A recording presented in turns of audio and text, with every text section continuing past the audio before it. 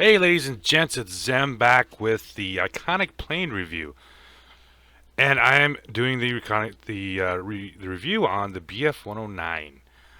This plane is as iconic as the Spitfire and the Mustang during World War II. Designed in 1934 by Willie Messerschmitt, this was designed as a high-performance, short-range fighter. It was at the time when it was designed was just above and beyond just about everything else in the world. And with Willie's design, this airplane was produced all the way up to 1945 with just a staggering number of different variants. The one I'm looking at here is the BF-109E. This actually carries in game two 7.92s, two 20s, and a 15 millimeter mounted in the hub. Very nice firepower for Tier 5. As the war progressed, this like I said, this plane was so easily adapted to just about every condition, and it was flown by probably the greatest set of pilots ever to fly in any kind of combat situation. They didn't have an ace designation in the Luftwaffe, which is 5 kills, but this plane had 2,500 pilots that reached the ace designation. Over 100 and I believe 105 had over 100 kills. 13 had over 200 kills, and two pilots had over 300 kills. In fact, JG52, which is the name of our clan, there was three pilots in that. I'm sorry, there was three pilots that had over 300 kills. Those three pilots, Eric Hartman being the probably the champion of champions, at least ace-wise, had 352 kills. So between the three pilots, they had almost 1,000 kills flying the BF-109. Now, like I said, it was unusual in the fact that it also didn't carry the ones in game actually have the machine guns mounted in the wings. Most of the early models, this wing was considered kind of off limits. Everything was supposed to be mounted in the cowling or in the actual fuselage. They wanted a very thin wing, which allowed this aircraft to be had an extraordinary rate of climb. Even at the end of the war, this thing, especially the K model, the BF-109K, could still outperform the P-51D, the Hawker Tempest, as well as the Spitfire 14. This could still outperform them, at least in the vertical. And in a game, you'll see what I'm talking about. This thing is ridiculous at gaining altitude.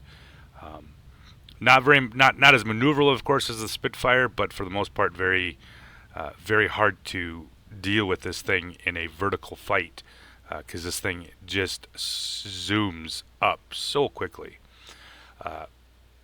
Fought, like I said, developed in 1934, fought in 1937 in the Spanish War, and from 37 to 45 was produced in very large numbers. In fact, this plane accounted for 15,000 shot down planes in its career. Just an amazing piece of machinery. Of course, Willie Messerschmitt was an amazing designer. One of its biggest flaws, though, is of course this landing gear. This caused probably as many accidents as maybe even getting shot down, because of this narrow landing gear and landing on rough terrain. This thing had a tendency to do flips and flops and crash on landing. From what I've read about the performance of the aircraft, a lot of the pilots were actually kind of scared of this machine. It was ridiculous. It was kind of like riding a wild horse. I believe one of the comparison was you just never know what you're going to get. But the few that did were able to subdue it, put up some amazing numbers for aircraft shot down. So that's the history of the BF-109.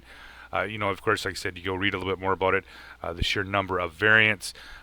It was given to their allies. Finland, I believe, shot down something, like 20. There's 21,000 aircraft lost in the Soviet front, and half of them were in air combat. Eventually, this aircraft was never actually replaced by the Focke-Wulfs, which is kind of amazing considering this is a 1934 design, and it was still relevant even in 1945. So, history of the machine and all that kind of good stuff. So let's go through what we have in game. It has a DB601 engine in it, two 7.92s, the 220s, and the 215s. So the 220s are actually mounted on the top of the cowling, and the 15 is mounted in the hub. And of course, the two 7.92s are mounted in the wings. Now you can, of course, leave the 20 mil in the center hub if you wish, but the 15 millimeter just has a much better statistic-wise. I always usually take the top guns as much as I can. Of course, on some planes it doesn't always work out the best, but this 15 millimeter is very nice. And the 15 is if a 50 cal is 12.7 millimeters, 12.5 millimeters, something like that. So this is slightly bigger than a 50 cal cannon in the middle, or a shell, I should say. What do I usually have on this? So this is kind of the role of this aircraft is with this high altitude performance and this relatively high speed. I usually pick on heavy fighters. I usually pick on bombers. With this, the weapons it has, what it carries, it can deal with bombers fairly easy. Most heavy fighters, you can burn right through a heavy fighter very quickly with this thing. And of course, with its altitude performance and its speed, heavy fighters just cannot get away from this thing if you decide to get serious. Now, when you get into other light fighters and you're going to deal with other light fighters with this plane, this is more of an ambusher. What you're doing is looking for aircraft that are not paying attention. You don't want to get into a fight with a Spitfire, and you don't want to get into a turning fight with a Zero. Most of the other American planes you should have no problem with, and of course with the other Focke-Wulf you should have no problem with actually getting in a turn fight with them.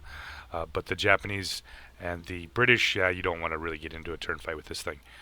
Russians, same way, you don't really want to get into a turn fight with them either. So this is kind of like I said, an ambusher. You're looking for planes that are not paying attention, and do a little bit of a zoom and boom. And it's relatively easy to take out a Tier 5 plane with one pass with this thing and its armament. So with that said, I usually run a improved reflector sight, kind of bring these 7.92s a little closer within the dispersion wise. I usually run a radiator, of course, to keep that engine cooling. Make sure the boost is always available. And I also used improved covering. 20% negative 20% chance of critical damage to engine and tail. This I might actually eventually maybe take it out. I'm not sure. Right now it's working for me, so instead of putting like an engine tuning or something like that, this is working out for what I'm playing this plane as, which is a heavy fighter suppression, bomber suppression, that kind of stuff. So that's my setup, at least for equipment wise. Crew skills, I got the marksman here, and the number 2 I haven't really decided yet. Thinking about trying to get it up here into the Raptor strike, because most of the time you're going to spend in the vertical with this aircraft as much as possible. So that means when you're turning around, you're trying to go up and over instead of doing a horizontal turn, a little as possible with these more energy fighter than turn fighter based aircraft. Maneuverability isn't bad, but like I said, if we put it into perspective, that's a Tier 5, and we'll pull up the details on the 109, and of course on the Spitfire. Or actually, we can do the A6M2 right here. Kind of give you a little bit of an idea what I'm talking about with this aircraft and the Spitfire 1. You can really look at the altitude performance, 207 versus 87 and 135. Of course, maneuverability isn't even close. faster aircraft, of course, and the gun armament is just the Spitfire one has just a little bit better than the A6M2. Yeah, so airspeed and altitude performance. That's what this aircraft is all about. I'm going to bring a couple games up for you guys and kind of give you guys an idea what this thing can do. Alright guys, back with the first game, and yeah, once again, I'm giving you a little bit of idea what it looks like from the front of this with the 15mm, the 220s in that nose count. So, what I said in garage, of course, is, I typically try to target heavy fighters as my number one go-to plane that I'm usually hunting in this aircraft, which is these bow fighters right here. They typically do a pretty good number on light fighters if given a chance. And with this plane's performance at altitude, yeah, they're not really an issue for this plane. So I pulled over here and start working on these these bow fighters, so that you're not wrecking my bombers. Knock out the two bow fighters. We flip the objective, and I'm still, like I said, staying about 5,700 feet here. I'm going to try to stay up here and pick off bombers and heavy fighters as quick as possible. I got two bombers inbound right now, and I got a couple heavy fighters up here. They're working on the bow fighters. I would like to drop down here on the BF-109, but like I said, with these two bombers up here, I want to get these guys knocked out so they're not constantly working my cap over as we're trying to flip it here. So, pull in here on the DO-17Z, start laying some rounds into him. Yeah, with that gun setup on the 220mm and that 15, yeah, it works its way pretty quickly through a bomber. So, knock the first bomber out. I'm trying to do the cake thing, which is work on the top first and then down. That's typically, that's what you want to try to do with these energy fighters, is work your way from the top and then down layer by layer as you run into fighters and whatnot. So I got the BF-110C6. He is, oh yeah, so he's dived. He's turning it over. He's almost dead, so I'm not even going to bother. He's also out of the objective. So, cleared everything out up here, and now I'm looking. I got the F4F down here, but I also got the P38F, and he's starting to climb, which works out pretty nice for me because I'm coming down here, and I'm not going to have to lose a bunch of altitude to get him, and I'll catch him as he's coming up from the bottom. Start putting the shells into him. And you can see how quickly it goes through heavy fighters, and that's one of the things I really love about this plane and using it in this fashion. There's not a whole hell of a lot a heavy fighter can do against this thing. It's more maneuverable than a heavy fighter, and of course it has probably not quite as fast, but it has very, with the firepower it can run through heavy fighters relatively quick. Find the Focke-Wulf. I really want this cap to get flipped, and I'm trying to get it turned as quickly as possible before they start turning it back on me all the time. So pick up the F4F, and I'm not getting a whole lot of help here. I got one GA with me and two heavies, and they're not really doing a whole lot. So I'll pull in here on the BSH. I got heavy fighters down here too. I'm not quite sure what they're up to, but whatever. He misses the pole of death. Damn him. So I'm just going to pick up these HP off of him, knock him out, and it gives me up the Focke-Wulf coming back the other way. Now, sadly, I know how important this objective is, and I do have other human players in the game with me. They're apparently not really capable of finishing off targets, but whatever. Pick up the BF-110, he comes through. I got heavy fighters diving in on me left and right. There is way too many planes here for me to deal with. And that's about the time, of course, when their light fighters actually do show up, and there's not a whole lot I can do now. I do believe I have a Spitfire on my tail. Yeah, I have a Spitfire on my tail. I'm pretty much screwed. I'm just going to do a little bit much damage as I can before I die. Flip back around. Yeah, see if I can pick up the last do some damage to Spitfire. So we're actually sitting pretty decent right now, 135 to 54. Yeah. So Spitfire 1A, he does get me. That was, like I said, once again my fault. I got objective focused. I was trying to turn the objective, hence why I was down too far, too deep into the well. I would have been up a little bit higher. That game we wouldn't have played out like that. Spitfire 1 I probably would have eventually killed just by playing the vertical game with him. So I'm already at 8,000 combat points, and I got to get some objectives flipped here. So they already got the military base, which means they're launching rockets right now, and I'm not too happy about that. But we don't have an airfield, which is unfortunate. So I'm going to go down here and I'm going to see what I can do and try to help flip this airbase before their rockets turned into mush.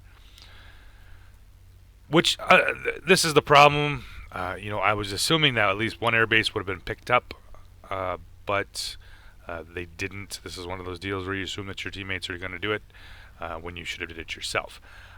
But whatever. So I'm down here. I got to pick these guys up here. I got to finish them off. I got to get this thing flipped. So I flip over, pick up the low health boomerang right off the bat. Got another boomerang coming around down the bottom. And I do have another blue player here with me, and I'm not terribly sure what he's up to. He seems to be circling around. I have a enemy on my tail, which I didn't really pay that much attention to. But then, of course, I get directly hit by a AA shell. Oh, I'm sorry. Wasn't an AA shell. Apparently there was still a bullfighter involved here. Yeah. Airfield for the love of God. Yes, Jimmy, I know. We're working on it. Damn it. So they have the rocket base up, and this is kind of one of them deals. I'm decision torn here. I got heavy fighters, I got bombers over my one objective that we still have, and now we have another GA here. I really, really want the middle, but I also don't want to lose my objective here to the north, and they've already got it a little ways turned. And this is where the game kind of falls apart, because now you're just running, trying to save objectives, trying to take new objectives and all that stuff. Sitting about 8,500, and now they're all here. So I have no choice. I have to come back. Jimmy's in his HE-112. Yeah, I don't know. He's been shooting at the bomber for a while. And we come back in here. I got the DO-17Z. We need him knocked out. And the heavy fighters coming in. Everybody's coming in. Yeah. Once again, try to stay in the vertical as much as you can here. I'm kind of doing a half vertical, half horizontal roll. That's because I'm dealing with bombers. I'm not terribly worried about it. They're not going to get on my tail. So I picked him up. Got the P-38F coming in here. And you know how much I love heavy fighters. Finish him off. Put me up the grade 2 fighter in about 10,450. But like I said, at this point, it's not looking good. I got 2 ground attack planes down here, and I'm not going to drop down because I do not want to lose altitude. And we have enough fighters here, or I thought, to be able to deal with them 2 ground attack planes. So I need an airport. I need an air base, and they're flipping them as quick as they can. The one on the south is still relatively... No, they're starting to turn that one too now. So, yeah, this was a change of plans. Like I said, with this aircraft, the energy involved with it, its altitude performance, its speed, you're going to work from the top down. So in this sense, I got both fighters up here, and I got Spitfire 1A. What I was talking about earlier in the garage about the ambushing, that's what I'm talking about right there. This plane does it very well, especially low health aircraft. You can very easily ambush these planes. Vertical flip instead of the horizontal. So I'm back on his tail. You do, let's say, a little bit quicker to be able to do that. So back around we come, and now I got the C6 up here, and there's way too much red. I'm utterly not in very good shape here. Too many baddies. About 6,500. Of course, I get set on fire because he's running premium ammo. Excellent. So I'm sitting at almost 18k, or not 18k, 12k for the combat points, and as you noticed, the rest of the team hadn't broke 4. So I was a little disappointed in that. There's not a whole lot I can do. Yeah.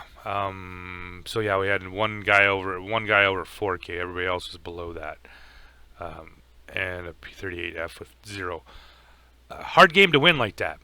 But I hope you guys kind of see what I'm talking about with this aircraft and its altitude performance and its ability to, outclimb just about everything at this tier.